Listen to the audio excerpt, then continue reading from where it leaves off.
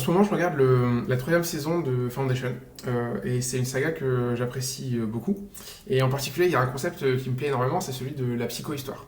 Alors, juste pour avoir un petit peu de contexte, la psychohistoire, c'est une science qui a été inventée par un des personnages de la série qui s'appelle Harry Seldon. Et l'idée, en fait, c'est d'utiliser des mathématiques pour prévoir et anticiper un petit peu les trajectoires de l'espèce humaine. Et donc, en fait, dans la série, Harry Seldon, en fait, il a fait plein de simulations. Au début de la série, il fait plein de simulations et en fait, il réalise qu'il range dans un disque dur qui s'appelle le Prime Radiant. Et en fait, il réalise que toutes ces simulations, elles montrent la chute de l'Empire intergalactique dont il est un citoyen. Et en fait, son pitch, c'est de dire, ok, c'est inéluctable, il faut absolument vraiment passer par là. Par contre, il veut préparer un petit peu la suite. Et voilà. Donc, et c'est l'idée de Foundation, parce qu'en fait, lorsqu'il présente le résultat de ses travaux aux instances dirigeantes, on sent une pointe d'agacement et d'irritation de leur part, et donc en fait, ils décident de l'exiler, et c'est le point de départ de la série. Bon, c'est une série qui est une série de science-fiction, évidemment, et du coup, lorsqu'on entend parler de la psychohistoire, on se dit, bon, bah, c'est un artefact de l'auteur, Isaac Asimov, et bon, voilà, ça s'arrête là, quoi. Et en fait, moi, je pense que pas vraiment, parce qu'en fait, je pense très sincèrement que Isaac Asimov, il s'est inspiré d'une science qui existe vraiment, qui s'appelle les systèmes dynamiques.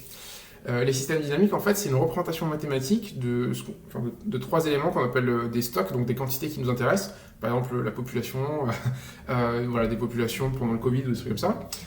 Des flows, donc en fait, ça va être des variables qui vont relier ces stocks entre eux, et des constantes qui permettent au système de ne pas être infini, parce que sinon tout serait relié à tout et c'est pas gérable. Donc c'est une approximation de la réalité, enfin, c'est toujours un modèle, quoi. Et du coup, en fait, les systèmes dynamiques, c'est une science qui est active, qui est peut-être plus discrète que l'IA générative en ce moment, mais qui est extrêmement active et qui permet de faire des choses très intéressantes. Voilà, donc par exemple, on les trouve dans tous les domaines. Par exemple, ici, on a un système dynamique qui représente un petit peu la croissance et la vie d'une entreprise d'assurance. On les voit, en fait, ils peuvent être de niveaux de complexité très différents, hein. Là, on a un système qui est beaucoup plus simple sur l'adoption de produits. On peut les trouver dans l'industrie de la manufacture. On les trouve également sur voilà, des dynamiques de marché, voire, et même c'est très utilisé dans les sciences du climat, sur de la pollution, sur les réactions des écosystèmes, et voilà.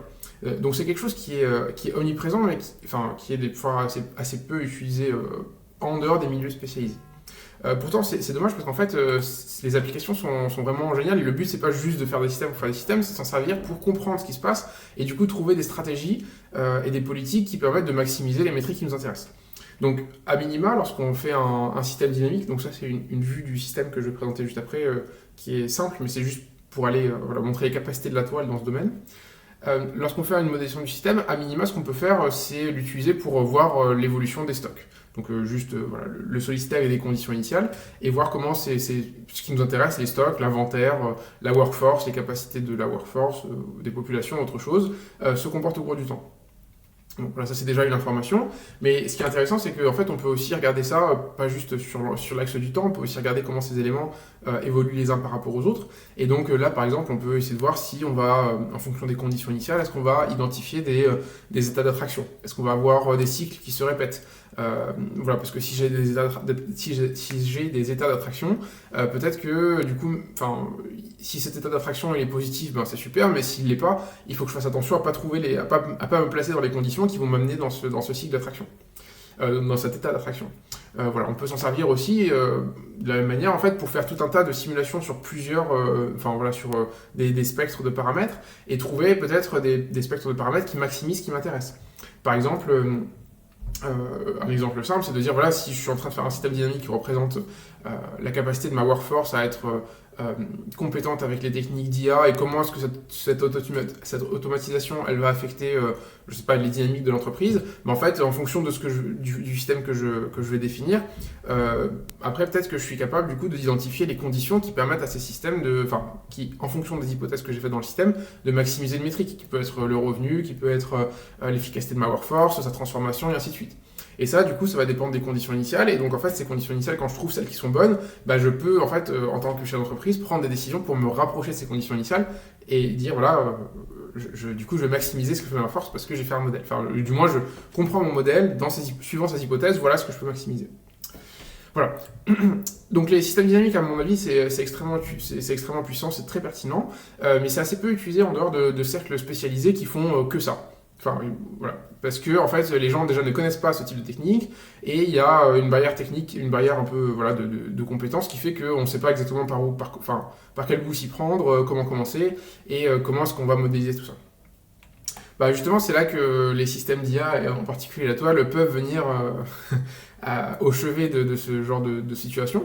Parce que, en fait, dans les systèmes dynamiques, il y a beaucoup d'ambiguïté. En fait, il y a vraiment des choix que les gens doivent faire pour répondre à leurs questions. Donc ça, c'est pas quelque chose que l'IA va faire de manière générique. Enfin, justement, l'IA va le faire de manière générique, mais en fait, il y a plein de contraintes implicites, de choix qui vont être faits qui sont pas ceux de tout le monde. Donc, juste dire à un système, un chatbot, fais-moi mon système dynamique, optimise au workforce, à mon avis, c'est pas une bonne idée. Par contre, en fait, on peut en fait, avec une bonne intégration de l'IA, une vision un peu chirurgicale, baisser très fortement la barrière d'accès et la barrière de modélisation. Ça veut dire qu'on peut rendre cette tâche plus simple et que les gens, en fait, que les utilisateurs, en fait, puissent très, très facilement dire, ok, voilà les points qui m'intéressent, voilà les stocks, et en fait, transférer ça à l'IA qui va traduire pour qu'ensuite le système il soit utilisable. Voilà, et donc ça, c'est ce que je vais essayer d'illustrer. En deux parties. Enfin, la première partie, ça va être de montrer ce que j'appelle les heuristiques. Donc juste quelques petits outils qui permettent justement de faciliter un petit peu la barrière d'accès, qui permettent de baisser la barrière de modélisation. Voilà, et ensuite je vais montrer comment on peut utiliser la toile pour faire une simulation et comment on peut sortir les résultats. Ce que j'ai montré juste avant, en fait, c'est le résultat qu'on va reproduire juste là. Voilà, allez, c'est parti. Très bien. Donc juste avant de rentrer dans l'exemple qui parle des lapins et des renards, qui a un impact industriel pas forcément immense dans le cas qui nous intéresse, je voudrais juste montrer en fait, voilà, j'ai choisi, je vais faire cet exemple sur les animaux parce qu'il est simple et qui est relativement facile à comprendre. Mais en fait, ce que je voudrais illustrer avant d'entrer là-dedans, c'est deux choses. Premièrement, en fait, qu'on peut se servir de sources beaucoup plus complexes pour construire le système. Donc ça, c'est ce que je vais faire maintenant. Et ensuite, les heuristiques qui permettent, à partir de ces sources, de construire les éléments techniques qui, eux, vont permettre de simuler le système. Donc, voilà. Donc là, du coup, pour illustrer un petit peu tout ça, je vais partir d'un Substack, donc d'un post sur un blog que j'ai parcouru récemment. Ça a été écrit par quelqu'un qui s'appelle Dave Shapiro, que j'ai trouvé sur Twitter. Le post, c'est sur Post-Labor Economics, donc l'économie post-AGI. Moi, ça ne représente pas du tout mes opinions, mais en fait, le post est assez dense et il y a beaucoup d'informations, donc c'était pour illustrer qu'en fait, on peut se servir du coup de sources qui sont relativement denses et techniques, justement pour informer notre capacité à le faire. Et c'est là que l'IA peut en partie aider.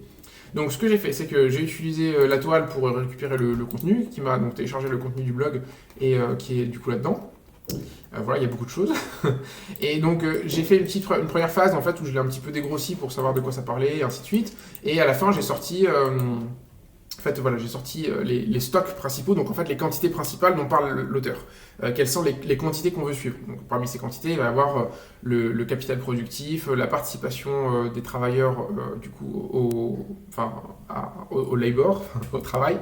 Bref, il y a pas mal de trucs. Et donc en fait, moi ce que j'ai fait, c'est que je les ai splittés avec la toile, donc pour peut-être pas tous les prendre en même temps, parce que ça peut être très compliqué, on ne sait pas ce qu'on veut. Et du coup, j'en ai pris que quelques-uns. Voilà. Donc j'ai pris juste le capital productif et peut-être aussi la participation au travail et l'argent des ménages. Bon, voilà. Et en fait, après, on peut se servir de la toile en posant des questions spécifiques et ainsi de suite pour dégrossir l'enjeu et en fait récupérer quelques éléments. Donc par exemple, voilà, la participation au travail, dans la vision de l'auteur, elle dépend de plein de choses, mais elle dépend en partie de job displacement par l'automatisation. Voilà. On peut tout prendre d'un coup, mais c'est compliqué à modéliser parce qu'en fait, il faut écrire les petites boîtes. Donc moi, ce que je me suis dit, c'est que je vais commencer par un petit bout. Je vais commencer par job displacement par rapport à l'IA. Voilà. Donc maintenant, comment est-ce qu'on peut faire pour créer un système dynamique à partir de ces éléments? En fait, il y a des petites heuristiques dans la toile qui permettent facilement de prendre du contenu technique et de le transformer en une représentation structurée qui, elle, peut être utilisée par l'ordinateur pour produire ces choses-là. Voilà, donc là par exemple j'ai juste copié le texte qu'il y avait sur ce que j'ai montré juste avant. Voilà, et donc en gros lui ce qu'il dit c'est que le job displacement par l'automatisation et par l'IA ça dépend de ces facteurs-là. Très bien. Moi en fait je vais faire un système on pourrait dire je vais faire un système qui est plus petit, donc je vais juste faire un système où mon stock, ce que je veux suivre en fait c'est la quantité de jobs qui vont être déplacés par l'IA. Très bien. Donc maintenant, ce que je vais faire, c'est que je vais sélectionner ça, je vais le passer en vert pour dire que c'est une cible. Et là, j'ai une petite heuristique qui s'appelle transform node et je lui dis que je veux le transformer en stock. Donc en fait, ce que ça va faire, c'est que ça va prendre le contenu là qui est marqué, qui est en vert, et ça va créer un seul nœud qui représente en fait la variable qui est hiérarchique, qui est hiérarchiquement la plus haute. Donc ici, ça va être le job displacement, et il va utiliser les autres informations pour créer une formule qui représenterait ça dans le contexte d'un système dynamique. Voilà. Bon, c'est un peu technique, je ne vais pas tout expliquer parce que du coup, sinon il faudrait 45 minutes. Mais voilà, il y a des éléments qui sont liés juste au système dynamique et il faut les connaître pour que ça fonctionne. Voilà. Donc du coup, ce qu'on obtient en fait, c'est ça, c'est un petit nœud dans lequel je vais avoir une variable qui s'appelle le job displaced by automation AI, qui est un stock, ça c'est ce que j'ai demandé, avec une formule qui du coup fait intervenir les variables qui étaient là-dedans. Voilà. Cette formule, elle est complètement, je peux venir ici et changer des choses si je veux. C'est complètement ouvert, donc ça veut dire s'il y a des paramètres avec lesquels je suis pas d'accord, je peux les enlever et ainsi de suite. Tant que l'opération reste une opération, quoi. Ok, donc ça c'est très bien. Maintenant, imaginons qu'en face, j'ai envie d'aller plus loin. Ça veut dire que c'est bien intéressant d'avoir automatization, adoption rate, ainsi de suite. Mais du coup, j'en fais quoi? En fait, ce que je peux faire, c'est que je peux me servir de ce stock, donc de cette représentation, pour créer du coup les flows. Ça veut dire les éléments qui vont se brancher là-dedans. En l'occurrence, les éléments qui vont se brancher là-dedans, c'est ça. C'est du coup comment est-ce que je définis le taux d'adoption de l'automatisation. Comment est-ce que je définis la fraction d'une tâche qui est automatisable. Comment est-ce que je définis la définition de la technologie. Voilà. Ça, du coup, soit on sait ce qu'on veut faire et du coup, il y a des nœuds qui permettent de faire ça. C'est-à-dire, on peut dire, ok, ça va être un flow, ça va être un flow, ça va être un flow. Ou alors, si je sais pas trop ou si j'ai besoin d'inspiration, je peux demander un petit coup de main. Donc, je vais resélectionner ce truc-là en vert. Donc, c'est le même nœud. Hein. C'est le même nœud. Et donc là, maintenant, je vais lui dire, j'ai besoin. Il faudra changer le nom de ce truc. Mais en gros, je vais lui dire, je veux des constantes from. Donc, en fait, je veux des nœuds à partir de ce truc-là et je veux que tu me donnes des flows. Voilà, donc là, c'est ce qu'on va faire. Donc là, en fait, on va avoir plusieurs nœuds qui vont être créés. En fait, ce que j'essaie d'illustrer, c'est comment on peut, en fait, de manière incrémentale, augmenter la complexité du système en faisant des choix spécifiques. Parce que là, du coup, si j'enlève Automation Adoption Rate, j'aurai pas ce nœud-là. Voilà. Donc là, j'ai des nœuds qui ont été créés. On peut regarder ce qu'il y a dedans. Voilà. Voilà. Donc du coup, là, ce qu'on a... Ok, voilà. Voilà, donc là ce qu'on a en fait c'est une nouvelle variable qui a été créée qui s'appelle automation rate et qui dépend du coup de new automation technology implemented et total possible automation technology. Bon, ça c'est un choix qui a été proposé par le système, si ça me va pas je peux le changer, je peux proposer autre chose. Voir ce que je peux faire c'est lui dire en fait ce que je veux c'est que ce nœud soit une constante. Et du coup c'est ce que je vais faire. Donc 6. Voilà, je vais sélectionner ce nœud, je le passe comme ça, clac, en vert, et je vais passer celui-là en orange. Donc ça, je l'avais pas préparé, donc j'espère que ça va fonctionner. mais du coup, voilà. Ok, bon, du coup, il me met une constante à 0, donc après, c'est à moi de choisir. Ça peut être une petite valeur, ainsi de suite. Pour cela, c'est intéressant aussi. Par exemple, là, pour la fraction d'une tâche qui est automatisable, il va y avoir le nombre de tâches automatisables par le nombre de tâches totales. Et du coup là en fait là ce nœud ce qu'il appelle après c'est des constantes, ça veut dire qu'il va falloir que je rentre ce genre d'éléments. Voilà, enfin bref, après ces stocks ils peuvent être des fois, ces flows peuvent être un petit peu simples, ça peut être ça va dépendre un petit peu des informations qu'on donne à l'IA, mais justement c'est là que c'est intéressant, si on donne la bonne source ou qu'on fait les bons choix ou qu'on sait de quoi on parle, on va pouvoir créer des stocks qui vont être intéressants. Voilà, donc ça c'est un point. On peut faire quelque chose un petit peu différent, on peut le faire dans l'autre sens. Donc là j'essaie juste d'illustrer un petit peu les techniques de confort. Imaginons que j'ai pas ce nœud. Par contre, ce que j'ai, c'est qu'à partir de plein de sources, je me suis dit, ok, en fait, ce qui m'intéresse pour l'automatisation, enfin pour identifier les jobs qui vont être déplacés par l'IA, qui vont être détruits par l'IA, ce sont ces éléments-là. Voilà, je peux faire ça. Du coup, en fait, je peux recréer le nœud du stock, par exemple, en faisant ça. Donc je sélectionne les nœuds sources en fait en vert, et après j'ai un petit nœud qui s'appelle sysdin transform from, et voilà, donc je vais dire que je veux qu'il me transforme ça en stock. Voilà, donc je le passe en orange. Et là, ce que je vais obtenir, c'est un nœud stock qui s'appuie sur ces éléments. Voilà, donc c'est là. Voilà. Donc là, du coup, il m'a recréé un stock qui s'appelle Combine Command Automation Impact, qui est un stock très simple en fait où il multiplie juste les trucs. Mais on pourrait avoir voilà, enfin du coup ça diffère un petit peu de ce qu'on a obtenu ici, mais voilà. En tout cas, voilà, ça permet en fait de choisir des sources pour composer des nœuds et à partir de ces nœuds en fait produire les stocks et les flows qui nous intéressent. Mais encore une fois, ça c'est un petit peu implicite et donc des fois il y a des choix à faire, il faut connaître un petit peu le domaine cible, quoi. Voilà, bon, passons. Voilà, donc ça c'était du coup des petites heuristiques pour aider les gens à construire. Mais donc nous ce qu'on veut c'est une fois qu'on a construit, c'est le simuler. Donc j'ai une dernière heuristique à montrer, c'est une heuristique qui est un peu plus impliquée. En fait, elle demande, ce qu'elle fait, c'est qu'elle va prendre quelque chose qui ressemble plus à du code, parce que là, du coup, il y a moins d'ambiguïté. Et en fait, elle va créer tous les nœuds dont on a besoin. Donc là, ce qu'on va avoir, du coup, c'est... je l'ai écrit, en fait, ce petit système qui représente la vie et la mort des lapins et des renards. Donc, je vais sélectionner ça. Je le passe en vert, et ensuite, donc, j'ai un truc qui s'appelle sysdin transform full, qui lui, en fait, va prendre ce code-là et qui va le transformer en une série de système dynamique. Enfin, tous les nœuds dont j'ai besoin pour créer le système dynamique. Voilà, donc ça va être fait dans une petite seconde. Voilà. Je vais les rentrer dans le petit bloc, ici, voilà. Et du coup, on peut les regarder si on veut.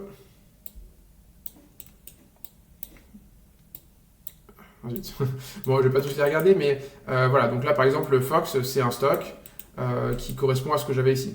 Fox, c'est la naissance des Fox, voilà, moins leur mort, et ainsi de suite. Donc voilà, et après là, du coup, en fait, ces nœuds représentent une formalisation, une structuration des extractions que j'ai écrites. Ok, donc ça c'est chouette, je vais juste les mettre un peu plus petits comme ça. Et donc maintenant ce que je vais faire, c'est que du coup, je vais créer enfin en fait, je vais les organiser automatiquement, parce que du coup, en fait, il y a des façons en récupérant ce qu'il y a dans les opérations, en fait, on peut recréer la structure du graphe automatiquement. Voilà, voilà. Donc c'est bien d'être fait. Donc du coup, en fait, ce graphe, donc toutes les dépendances, elles viennent d'être récupérées par rapport du coup à la définition des opérations qu'on a là-dedans. Et donc maintenant, en fait, ce que j'ai, c'est un petit nœud dans lequel j'ai le temps de la simulation. Et là, ce que j'ai, c'est des paramètres de contrôle voilà, sur lesquels je suis en train de dire voilà ce que je vais tester comme élément. Très bien. Donc là, du coup, ce truc-là, ce que je vais faire, c'est que je vais le passer en rouge. Et donc, ce qu'on va pas voir, mais qui m'a pris le plus de temps, en fait, c'est que du coup, ce que fait ce nœud, en fait, il n'y a pas d'IA dedans. Mais c'est génial, en fait, parce que il récupère la structure du système et en fait, il écrit tout le code de simulation. Il écrit tout le code de simulation parce qu'en fait, il y a une vraie structure dans le code. Les systèmes dynamiques, la façon de les écrire, il y a un espèce de pattern qui se répète et qui est très algorithmique. Et du coup, ce qu'on peut faire, en fait, c'est se passer de l'IA pour écrire le système. Donc, enfin, en termes de fiabilité, de coût, de rapidité, c'est incroyable parce que du coup, là, ce qu'il vient d'écrire, c'est plusieurs centaines de lignes de code en 2 secondes, quoi. Voilà. Et du coup, en fait, ça, c'est compatible avec tous les systèmes. Ça veut dire que tant que le système il est compatible avec la structure, en fait, on peut écrire toutes les lignes de code qu'on veut et avoir des simulations. Voilà, donc en fait là ce qui vient de se passer c'est que le système il a écrit, mon outil il a écrit le code pour simuler le système qui ressemble à ça. Hop. Voilà, il a écrit tout ça. Dans lequel voilà, donc il y a des fonctions pour simuler, pour récupérer les stocks et les flows, tout ça c'est testé et ensuite on sauvegarde les résultats. Voilà, et donc en fait là ce qu'on obtient c'est du coup la structuration des résultats et les éléments. Trop cool. Donc du coup maintenant ce qu'on peut se dire c'est que j'ai envie de voir par exemple j'ai envie de voir un plot. Donc j'ai envie de voir comment ça se comporte, donc je peux sélectionner ça et du coup là je vais demander, ça c'est une heuristique qui va plotter les données et en fait vu que l'IA reçoit une structure de données, là on a la data structure qui va lui expliquer exactement comment c'est structuré, mais en fait pour l'IA c'est super facile d'écrire un bout de code qui va me permettre en fait de faire un plot twinx, voilà, donc c'est le plot qu'on a vu précédemment, voilà, sur lequel en fait je vais voir à la fois les renards et les lapins. Donc ça c'est chouette, et en fait à partir des mêmes données, vu que encore une fois c'est très structuré, je peux réutiliser ça et en fait demander par exemple l'autre plot qu'on a vu, donc en fait une représentation en 2D qui va me montrer comment les renards et les lapins, enfin les populations évoluent les unes par rapport aux autres. Voilà, ça prend une petite seconde.